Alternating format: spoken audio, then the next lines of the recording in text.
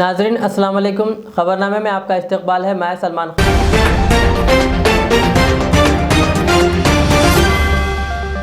आज विज्ञान भवन में हुकूमत के नुमाइंदों और किसान के दरमियान 11वीं दौर की बात हुई, लेकिन यह भी बेनतीजा ही खत्म हो गई।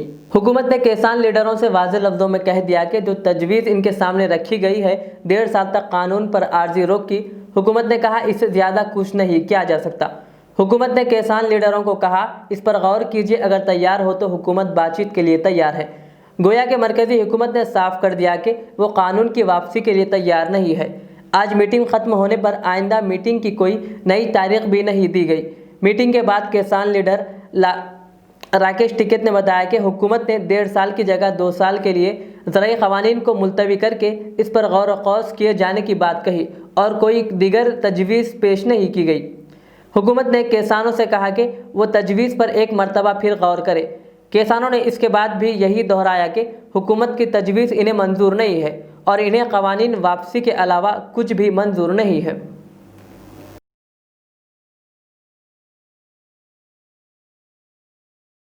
बातचीत ये हुई कि जो उनको पहला प्रस्ताव था उनने कहा कि हमारा वही है और आप अगर इस पर तैयार हो और घटा बढ़ा सकते हैं दिनों को, भाई 1.5 साल की जगह 2 हो जाएगा, ये हो जाएगा, मतलब ये एक उनकी तरफ से आया है, मतलब 2 साल तक वो कर सकते हैं।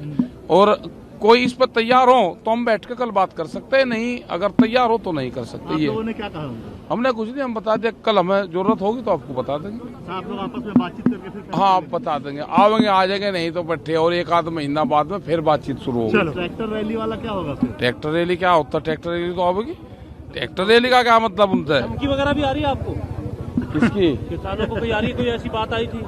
किसानों पर धमकी आ गए, चलो कर यही कह रहे कि धमकी दे रहे हैं हमें, कर ले यार, हो तो जाए। ये नहीं है। चलो सर कोई कुछ भी बात, फूटा था उस पर भी बात हुई। अरे वो तो पुलिस ने रोक लिया होगा, इतना क्या बात होगा, गिरवा लेंगे शीशे।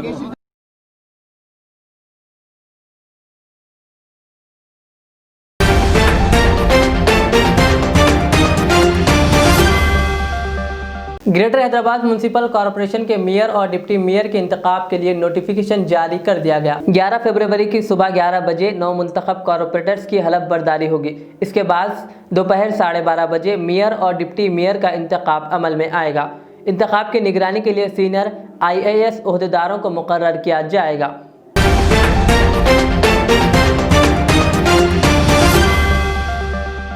तेलंगाना में 10वीं जमात के इम्तहानात मई के महीने में मुनक़्क़द होने का इम्कान है। महकमे तालीम 17 मई से 10वीं जमात के इम्तहानात मुनक़्क़द करने का मंसूबा तैयार किया है। इम्तहानात 26 मई तक मुनक़्क़द होंगे और 27 मई से 13 जून तक मौसम गर्मा की तातीलात का ऐलान किया जाएगा। इस तजवीज़ को महकमे स्कूल एजुकेशन ने हुकूमत को रवाना किया है। इस साल 70% निसाब का ही इम्तहान मुनक़्क़द होगा और 10वीं जमात के इम्तहानात में 11 पेपर के बजाय 6 पेपर ही होंगे। 6 मज़ामीन के लिए 6 इम्तहानात मुनक़्क़द किए जाएंगे। बहुत जल्द तमाम तफ़सीलात का ऐलान किया जाएगा।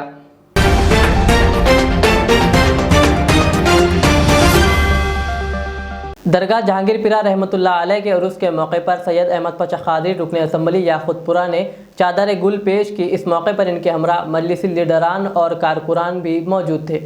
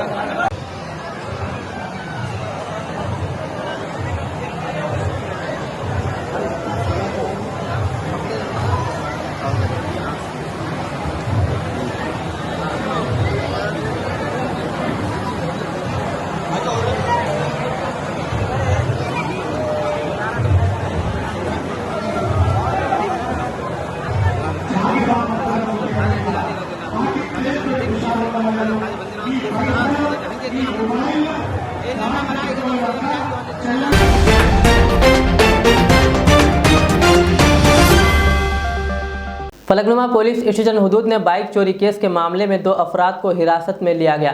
जिनके खिलाफ मुख्तलिफ पुलिस स्टेशन में 9 केसेस दर्ज है। मज़ीद तफसीलात से DCP साउथ जोन गजाराव भोपाल ने मीडिया को वाकिफ करवाया। फलकनुमा पुलिस स्टेशन में आज 2 बाइक चोरी केस में 2 लोग को गिरफ़्तार किए। में मोहम्मद सिराजुद्दीन, मोहम्मद हमीद, ये दोनों अब तक 9 केसेस में, तो 3 cases in Falaknuma police station, 1 case Chandrayangutta, 1 case in Falaknuma, 1 Shalibanda, 2 case in Kalapathar, 1 case in Balapur. ये पूरे 9 केसेस में 9 मोटर बाइक्स चोरी किए। ये रात के टाइम में जाके एक फॉल्स की इस्तेमाल करके ये बाइक्स के चोरी करते थे। इन दोनों को CCTV कैमरास के ज़रिए उसको आइडेंटिफाई करके उसको पकड़ लिए।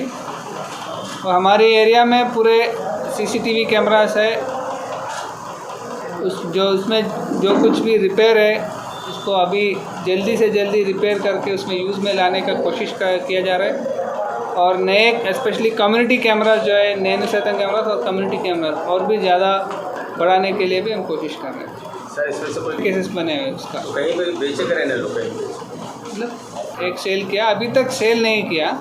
ये पूरे एक जगह में एक बाइक रख के उसके दोस्तों के घर में, रिलेटिव्स के घर में एक जगह एक बाइक रख के अभी रेडी किए। अभी सेल नहीं हुआ अभी तक। अभी ये दोनों है।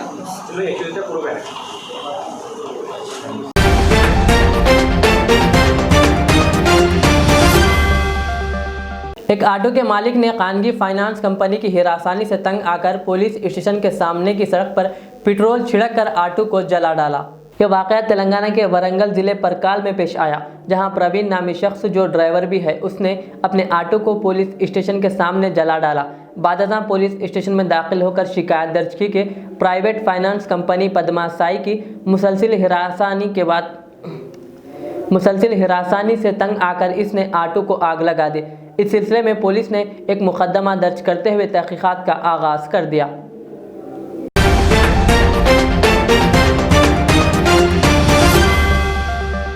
तेलंगाना के नलगुंडा जिले में पेश आए खौफनाक सड़क हादसे में 6 अफराद हलाक हो गए। ये हादसा लारी के ऑटो को टक्कर देने के नतीजे में पेश आया, जहां ऑटो में सवार मजदूर हलाक हो गए। मरने वालों में 5 खवातीन और ऑटो ड्राइवर शामिल है। 10 से ज़्यादा अफराद जख्मी हैं, जिनमें कई अफराद की हालत तशवीशनाक बताई गई है। ये हादसा प्यापल्ली मंडल अंगड़ीपेट में पेश आया। ऑटो में 20 अफराद मौजूद थे। मरने वालों की तादाद में मज़ीद इजाफा होने का खदशा है। ऑटो में सफ़र करने वाले तमाम अफराद रोज़मर्रा के मजदूर बताए गए हैं। ये एक्सीडेंट कैसा हुआ भाई?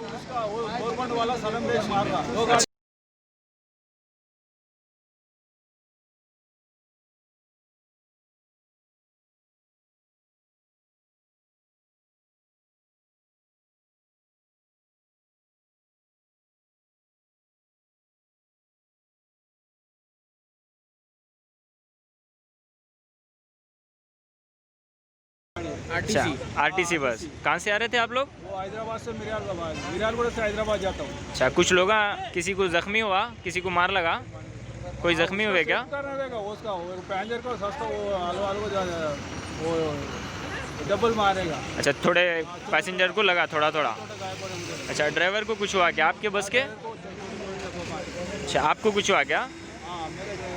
अच्छा, नहीं, आपको कुछ मार लगा क्या? मार इंजरी हुई आपको? हाँ, नहीं।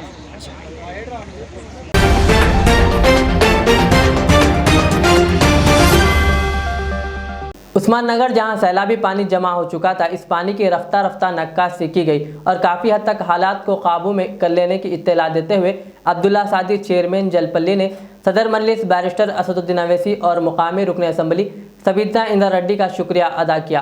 पेश है हमारे नुमाइंदे सैयद फराज की ये रिपोर्ट। अस्सलाम वालेकुम रहमतुल्लाहि व बरकातुहू। मैं जलपल्ली चेयरमैन अब्दुल्ला सादी। आज मीडिया में आने का मकसद ये है कि जो उस्मान नगर के पानी की नक्काशी के लिए हमने दिन रात मेहनत की थी, आज अल्हम्दुलिल्लाह वो मेहनत कामयाब हुई है। अल्हम्दुलिल्लाह तकरीबन जितने मकानात थे, तकरीबन मकानात से पानी पीछे हट चुका है। मैं हमारा बल्दिया का स्टाफ का और हमारे कमिश्नर का और जितने लोगों ने वहाँ पर काम किया, हमारे बल्दिया की जानिब से मैं शुक्रिया अदा करता हूँ। और मैं जितने NGOs वहाँ पर भी काम किए उनका भी शुक्रिया अदा करता हूँ कि उस्मान नगर का मसला हमारे लिए बहुत अहम बन चुका था, क्योंकि वहाँ पर लोग बहुत ज़्यादा पानी से, सैलाब से मुतासिर हो गए थे। वहाँ के मकानात में पानी घुस गया था, घर से बेघर हो गए थे लोग। तो उसकी तकालीफ को देखते हुए अलहाज बैरिस्टर असदुद्दीन अवैसी साहब ने हमको हिदायत दी थी कि वहाँ की पानी की निकासी के लिए जो भी मुमकिन कोशिश हो सके आप बल्दिया की जानिब से कीजिए। हमने अल्हम्दुलिल्लाह हमारे कमिश्नर ने, मैंने मिलकर वहाँ पर एक इंजीनियरिंग टीम को बुलाकर वहाँ पर एक सर्वे कराया था। उसके बाद ऑनरेबल मिनिस्टर मैडम की भी इसमें बहुत बड़ा ताउन रहा, क्योंकि वो वेंकटापुर के तालाब के पास वहाँ पर बहुत ज़्यादा लोग हमें परेशान कर रहे थे, वहाँ पर काम करने नहीं दे रहे थे। उन्होंने उन लोगों को बुला कर जाकर वहाँ पर काम का आगाज़ किया। मैं ऑनरेबल मिनिस्टर मैडम का भी बहुत शुक्रिया अदा करता हूँ। लेकिन मैं बहुत ही अफसोस के साथ ये कहना चाहता हूँ कि जो हमारी जलपल्ली म्यूनसिपाल्टी की जो हदूद है वो वेंकटापुर के उस्मान नगर के कट्टे तक है। उसके बाद बड़ंगपेट की हदबंदी शुरू होती है, लेकिन उनकी हदबंदी उनके एरिया रहने के बावजूद भी हमको काम करना पड़ा, क्योंकि हमारे लोग परेशान थे, बहुत तकलीफ़ में थे, बेघर थे। तो हम उनकी मुसीबत को देखते हुए हमको वहाँ पर हमारा बल्दिया का फ़ंड, जनरल फ़ंड लगाना पड़ा। फिर भी हमने गवर्नमेंट को वहाँ के प्रपोज़ल भिजाए, एस्टिमेट भिजाए, लेकिन अब तक हमें कोई वहाँ से कोई जवाब नहीं आया। लेकिन हमने मिनिस्टर मैडम से बात की तो उन्होंने हमें तवक्को दिलाया कि मैं इंशाल्लाह मैं KTR से CM साहब से बात करूँगी कि यहाँ पर स्पेशल फ़ंड के लिए कुछ अलॉटमेंट लाऊँगी, और जो भी लोगों जो लोग जिसके मकानात बिल्कुल बोसीदा हो गए उनके लिए आपात बंधु के तहत पैसे दिलाऊँगी। MRO से, रेवेन्यू डिपार्टमेंट से 1-1 लाख रुपए आपात बंधु के ज़रिए उनको पैसे दिलाने की भी कोशिश जारी है हमारी। इंशाल्लाह एक से 2 हफ्ते में जैसा पूरा पानी हट जाएंगे, वहाँ पर हम डोर टू डोर सर्वे करके जिसका मकान बिल्कुल बोसीदा हो गया उनके लिए आपात बंधु के तहत पैसे दिलाएंगे इंशाल्लाह। और मैं गवर्नमेंट और तेलंगाना से यही गुजारिश करता हूँ कि आप जो हमने आपको जो प्रपोज़ल भेजे हैं उसके लिए स्पेशल फ़ंड अलॉट कीजिए, क्योंकि जलपल्ली म्यूनसिपाल्टी की हालत फाइनेंशियली बहुत वीक है, क्योंकि हमारा इतना बड़ा एरिया है, स्लम एरिया है। वहाँ पर अभी हम पूरा पैसा अगर उस्मान नगर में लगाएंगे तो हमारे एरिया में जो डेवलपमेंट वर्क जो करना था हमको बहुत कम हो गया है। हमने अब तक 5.5 करोड़ का डेवलपमेंट वर्क किया है, जिसमें से हाल में हमने 3.5 करोड़ के इनाग्रेशन किए हैं। मैं अलहाज बैरिस्टर असदुद्दीन अवैसी साहब की हिदायत पर, और मिनिस्टर मैडम भी उसमें चीफ गेस्ट है, उनको बुलाकर इनाग्रेशन किए हैं। इंशाल्लाह आगे हम ऐसे ही काम करना चाह रहे हैं, लेकिन फ़ंड की किल्लत, फ़ंड नहीं रहने की तरफ से हमको बहुत मुसीबतों का सामना करना पड़ रहा है, क्योंकि हर जगह से कंप्लेंट आ रही है कि ड्रेनेज का प्रॉब्लम, कहीं रोड का प्रॉब्लम, कहीं पानी का प्रॉब्लम। इसलिए हम गवर्नमेंट ऑफ तेलंगाना से यही अपील करते हैं कि आप हमारे लिए यहाँ जलपल्ली म्यूनसिपाल्टी के लिए कुछ स्पेशल फ़ंड अलॉट कीजिए।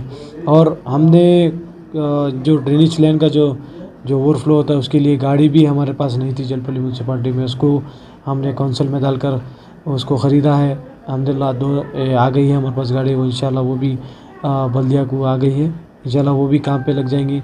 और JCB भी हमने मंगाए हैं लेबर्स के लिए, और जहाँ लेबर्स की कमी हो रही थी, जैसे कि कुत्तापेट में बिल्कुल लेबर्स बहुत कम है, वहाँ पर भी लेबर्स बढ़ा रहे हैं हम, और शाहीन नगर में भी लेबर्स बढ़ा रहे हैं। कचरे का प्रॉब्लम नहीं होना, बल्कि डोर टू डोर कलेक्शन करने के लिए हमने कमिश्नर को और यहाँ के अहदेदारों को सख्त हिदायत दी है कि डोर टू डोर आप कलेक्शन कीजिए और यहाँ की म्यूनसिपाल्टी को साफ़ और क्लीन रखिए।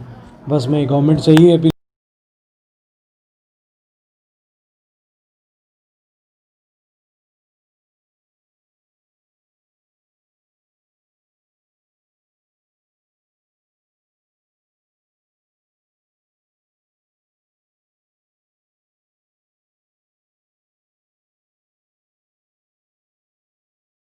आज 1 से 2 हफ्ते में वहाँ से भी पानी निकल जाएगा इंशाल्लाह। अस्सलाम वालेकुम।